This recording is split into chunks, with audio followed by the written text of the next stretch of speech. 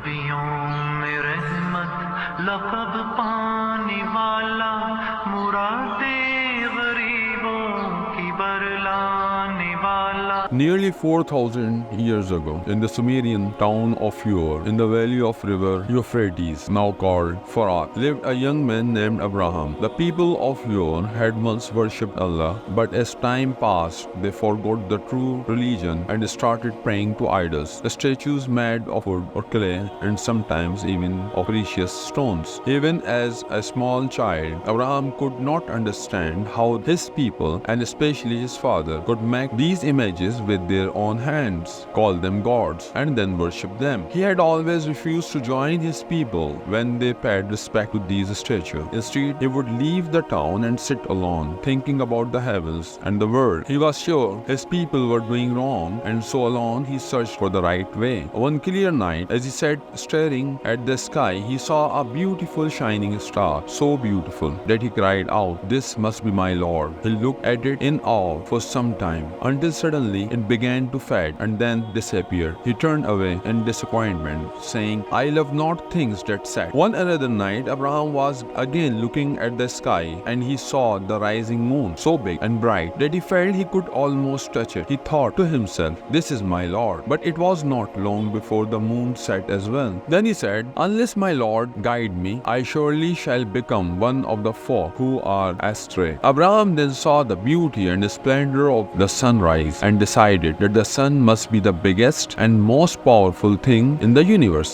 But for the third time, he was wrong, for the sun set at the end of the day. It was then that he realized that Allah is the most powerful, the creator of the stars, the moon, the sun, the earth, and of all living things. Suddenly, he felt himself totally at peace, because he knew that he had found the truth. When he said unto his father and his folk, "What do you worship?" They said, We worship idols and are ever devoted to them." He said, "Do they hear you when you cry, or do they benefit or harm you?" They said, "Nay, but we found our fathers acting in this manner." He said, "See, now that which you worship, you and your forefathers, lo, they are all an enemy to me, except the Lord of the worlds, who created me, and he guides me, and who feeds me, and waters me, and when I sicken, then he heals me, and who causes me to die, then gives me life again, and who I ardently hope will forgive me my sin on the day of judgment." One day, while all the townspeople were out, Abraham angrily smashed all the idols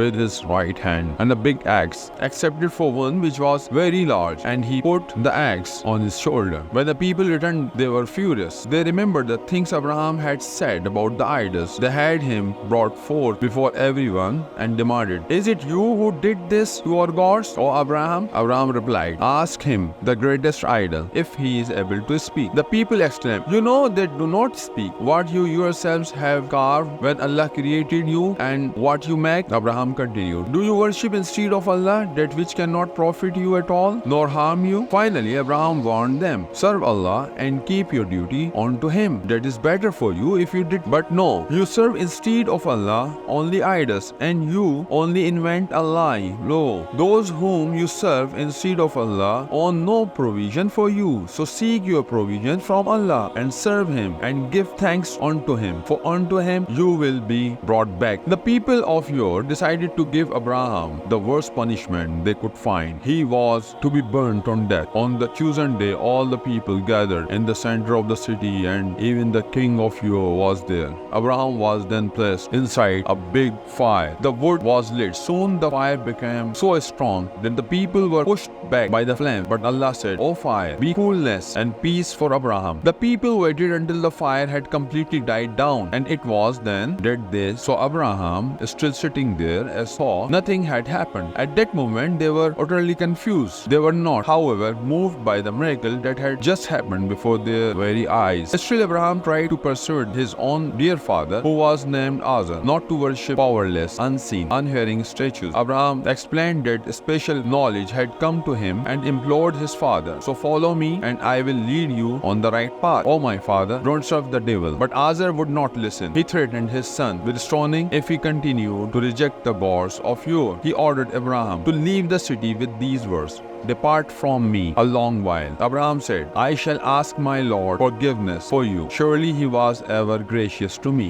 नबियों में रहमत लक़ब पाने